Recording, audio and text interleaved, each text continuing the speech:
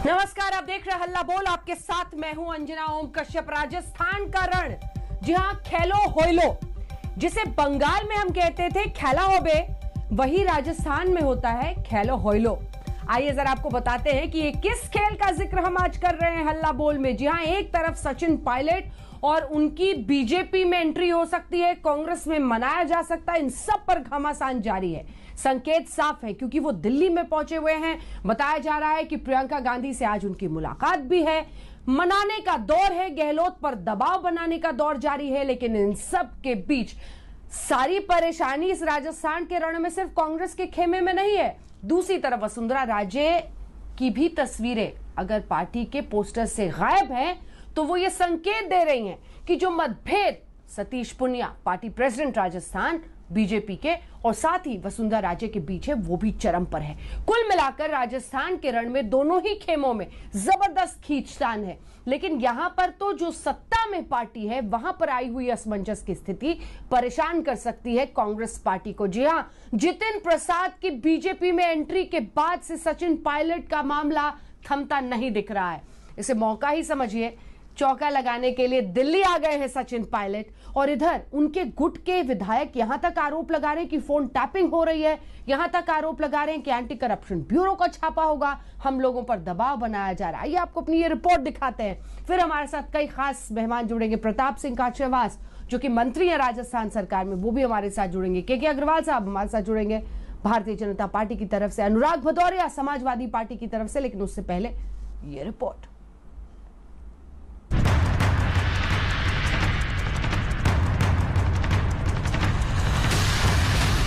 सचिन पायलट 2 दिनों से राजस्थान छोड़कर दिल्ली में डटे हैं। शायद सोच कर आए हैं कि अब की बार इस पार या उस पार। उन्होंने खुद चुप्पी साध रखी है, लेकिन उनके समर्थकों ने लगातार पार्टी आलाकमान पर दबाव बनाकर रखा है। इसके बारे में पायलट साहब स्वयं कह चुके हैं कि 10 महीने हो गए हैं और 10 महीने बहुत ज़्यादा समय हो गया।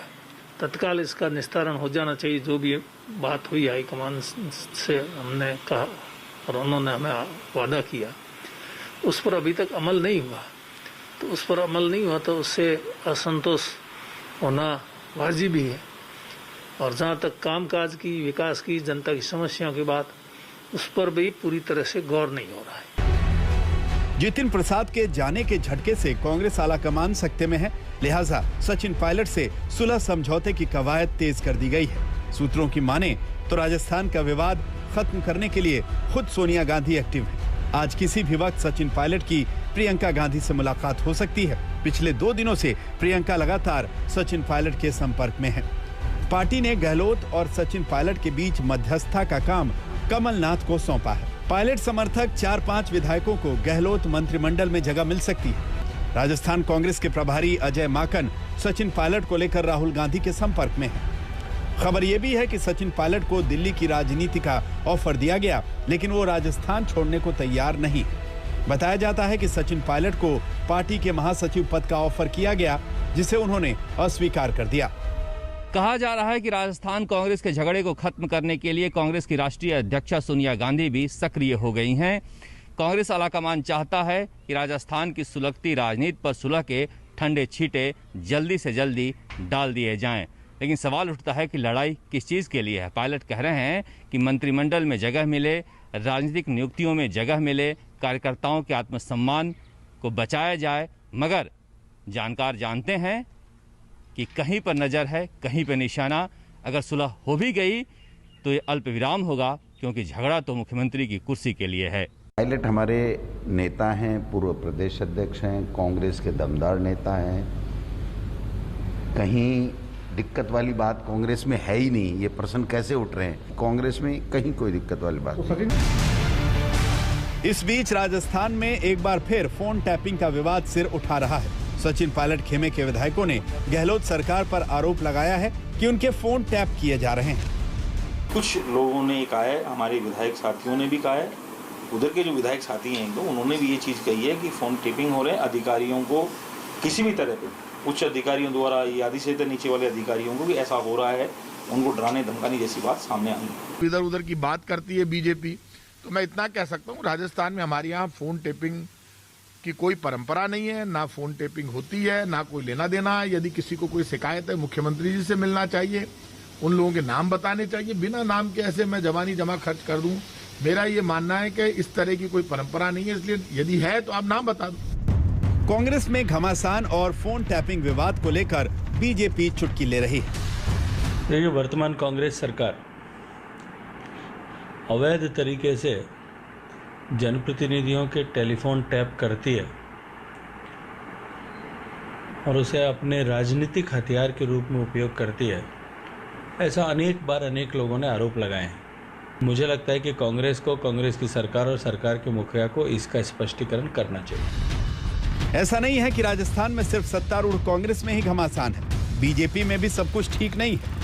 जयपुर के बीजेपी मुख्यालय में लगे पोस्टर और होर्डिंग्स पर नजर डालिए, वसुंधरा राजे दिखाई नहीं दे रही। ये हमारे लिए किसी तरीके से झगड़े का विषय नहीं है, हमारे लिए कोई मुद्दा नहीं है। आप लोग इस पर चर्चा करते हैं, मुद्दा बनाते हैं, उसको मुझे लगता है हमें तो कोई ऐतराज नहीं है, क्योंकि इसमें आज़ादी है अभिव्यक्ति की भी, देखने की, दिखाने की। लेकिन पार्टी के भीतर ऐसा नहीं है, और जो लोग सोचते हैं तो उस पर भी मैंने आपको पूरे तरीके से एक्सप्लेन किया है। ये ज़रूर है कि जब परिस्थितियां बदलती हैं, नेतृत्व बदलता है, पीढ़ी बदलती है, तो आज मैं हूँ, जरूरी नहीं 20 साल बाद मेरा ही पोस्टर लगे।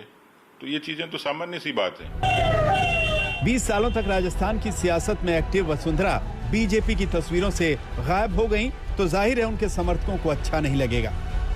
तो जनसंघ के समय से चल रही है,